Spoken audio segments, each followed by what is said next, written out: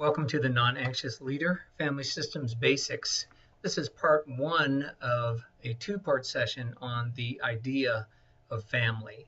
And I'm going to start every session with this quote from Soren Kierkegaard. Now, Lord, with your help, I shall become myself. Because I think this really sums up in just a very few words the essence of leadership through self-differentiation, or being a non-anxious leader through understanding family process in church and in our own families. And I'll also, in each session, use Friedman's concept of leadership through self-differentiation, what he calls leadership in a nutshell, from his book Generation to Generation on page 229. Friedman says, the basic concept of leadership through self-differentiation is this. If a leader will take responsibility for his or her own goals and self while staying in touch with the rest of the organism, there is more than a reasonable chance that the body will follow. There may be initial resistance, but if the leader can stay in touch with the resistors, the body will usually go along. And the whole idea of a family systems approach to leadership and to our own families of origin and our own functioning in the congregation is that we understand this idea of being self-differentiated, and that we're able to lead in that way and stay connected emotionally to people without getting anxious. And that's what this course is about. It's about unpacking this whole idea of leadership through self-differentiation. So when we think about the idea of family, the first thing we need to understand is this systems approach, which Friedman calls a black box. In an automobile, there's something called a black box, which is a computer that receives all kinds of inputs from different sensors throughout the automobile system, and then outputs commands to different parts of the system. And the idea of the black box is that it's not linear. The output depends on multiple variables coming in, and so we tend to think linearly. We tend to think in terms of cause and effect, but systems thinking says it's much more complicated than that, and has less to do with linear thinking. When we think about the idea of the family as black box, the biggest thing we have to understand is we can't change the box. We can't change the system. We can't even change other people in the family system or the church family system. The only thing we can change is our input into it. And this idea of systems thinking, this idea of the family of family as black box, or the church family as black box, is characterized by a focus on emotional process rather than behavior. We're trying to figure out what is going on in the process of the system, not the content itself or the symptomatic behavior, but what is going on in the system. And it sees effects as integral parts of the system itself, not just the endpoint of a linear chain of cause and effect. And so it tries to avoid diagnosing and putting blame on individuals in the system, but rather tries to understand what is happening in the system that is causing certain behaviors or certain functions to occur. It focuses on eliminating symptoms when somebody becomes symptomatic in a system, and some of the symptoms you might recognize in a family of origin are symptoms like substance abuse, or conflict, or poor performance, a child not doing well in school, rebellion. In adult relationships, it might be betrayal or infidelity. So there are all kinds of symptomatic behaviors that we would call dysfunctional.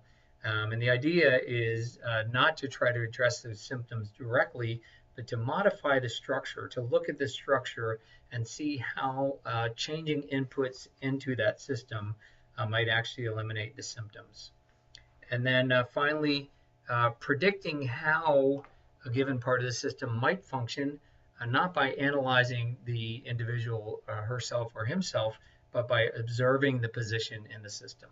So this is a complicated way of thinking of it, but as we start to unpack this material, you'll see that oftentimes our position in the system has more to do with the stresses we feel or how we might function than anything else.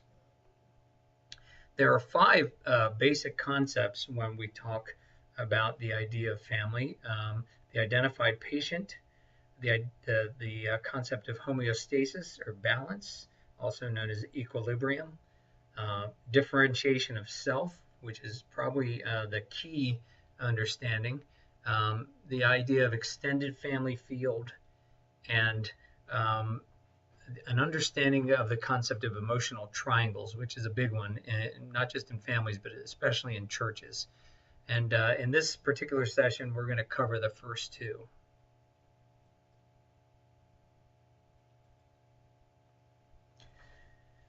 When we talk about the identification, the identified patient, we are talking about the person through whom the stress or pathology of the family system has surfaced. Another way to put that is it's the person who is symptomatic. If there's a child who had always done well in elementary school and they get to middle school and all of a sudden they're rebelling and their grades are awful, that person is symptomatic. There's something's going on that we would call as dysfunctional, and this child would be the identified patient. Notice that we say it's through whom the stress or pathology of the system has surfaced. So family systems approach would say that we don't just treat the identified patient, we look at the system itself and try to understand what's going on that may cause symptoms to come through the identified patient. We would, in typical kind of counseling theory, we would call that person the sick one, the one who needs help. And the number of symptoms is, probably unlimited, but for kids, it could be bedwetting, hyperactivity. For kids or adults, substance abuse. For persons of any age, obesity, depression, chronic ailments, and the list can go on, but those are the symptoms, and when they occur in a particular person, that person is the identified patient. And what family systems theories does is calls the identified patient, uses that term to avoid isolating that person from the overall relationship system of the family. What happens in families is when an unresolved problem is isolated and one of its members and fixed there by diagnosis. So Johnny's got a problem. It enables the rest of the family to quote unquote purify itself by locating the source of the problem in the identified patient. So everybody else is fine and nobody has a responsibility. And so we need to just fix the identified patient. Well, family systems theory would say that that's an approach that lets everybody else off the hook and it almost is certainly not going to help the situation. Whereas if you start to look at the system itself and what kind of pressures are causing symptomatic behavior in the identified patient, it's actually more likely that somebody who is feeling healthier in the system would be able to change their functioning and actually help the overall system, and in particular, the identified patient. So the idea of the identified patient is to avoid diagnosing individuals in a cause and effect kind of way, so that we're able to look at the system and help everybody understand that they have responsibility for their inputs into the system.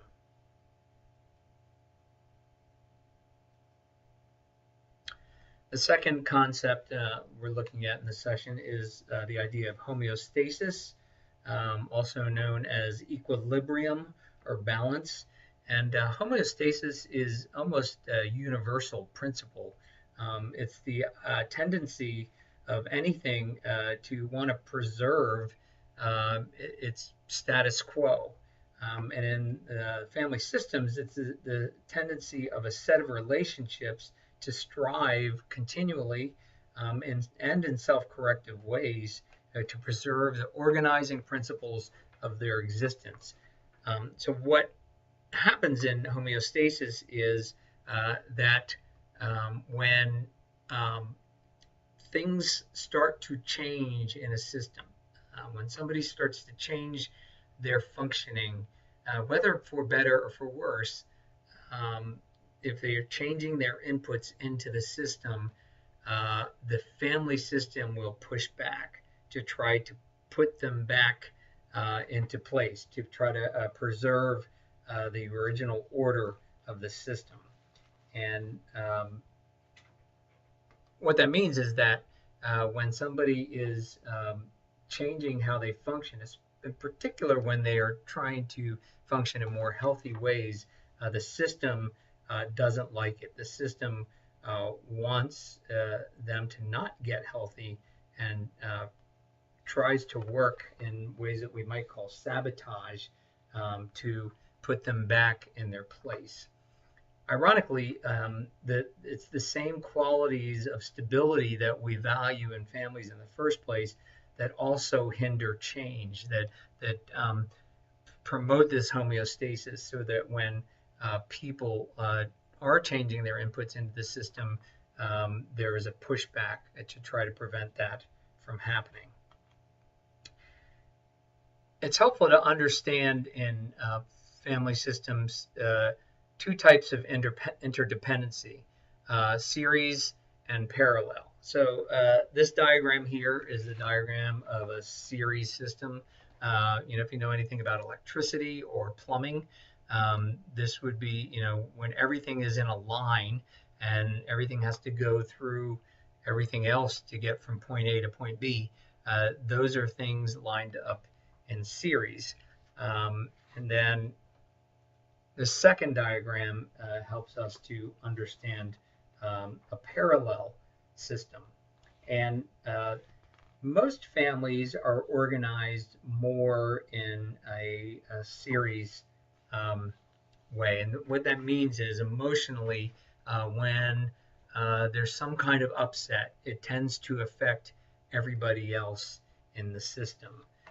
In this series, people are less connected. That doesn't mean they're less healthy. It doesn't mean that they love people any less, but they're less connected in series. Friedman would say they're more self-differentiated, a concept we'll get to in the next session, which allows them, when one person in the system deals with upset, which allows the rest of the system to function more independently without it upsetting their own life. So, it doesn't mean that they don't care, but it means that if there's a crisis in this family here in the middle, let's say there's three siblings in my family. Myself, I'm the youngest. My sister's in the middle, and my brother's the oldest. If my sister's family went through a crisis, it wouldn't necessarily ripple through my family in ways that created a lot of anxiety. We might be upset about it, we might care about it, we might try to help, but it is not going to cause emotional upset that causes a crisis in our own family. In the series example, anything that happens in one person is going to ripple through everybody else in the system. And that is when people are less self-differentiated, they're less self-defined.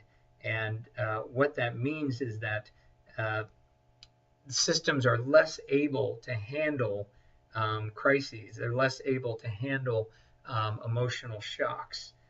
Now, all of our family systems tend to be more towards the series end than the parallel end. And we certainly, a general principle is that family systems move towards the series end when they encounter a real crisis, a sudden death in the family or some type of major crisis that goes on. But that doesn't necessarily mean that it causes the kind of anxiety that causes everybody to dysfunction the way that it would when a family is truly connected in series. So probably the best way to describe that would be, if your own family system or a family that you know of, a church family, small church families can be very much like this. Um, if something happens to one person in the system and everybody gets anxious about it and it causes everybody to start freaking out, that's more in series. If one person in the system experiences a crisis, and everybody's connected and they care, but not everybody freaks out, then that's more of a parallel system. And we're going to talk in the next session about self-differentiation, because the degree to which the members of the system are self-differentiated and have healthy relationships with their own spouses or partners and their own extended families will help to determine how much they're going to be in this healthy or parallel relationship versus this series relationship where anxiety kind of ripples through the whole system. So that's the end of this session, and I look forward to session 2, the idea of family, part 2.